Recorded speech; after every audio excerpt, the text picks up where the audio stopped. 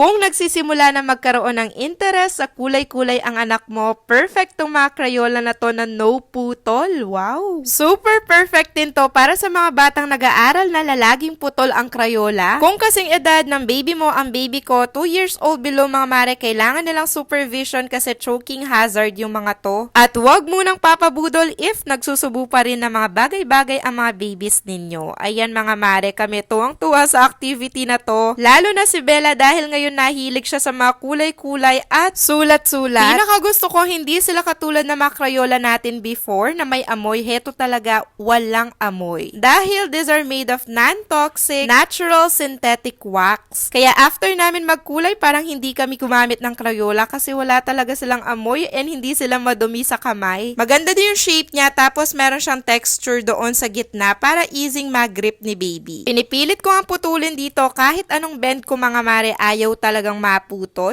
Paalala na choking hazard po ito mga mare, not recommended for 2 years old and below, lalong-lalo na kung nagsusubo pa rin ng mga bagay-bagay ang mga anak ninyo.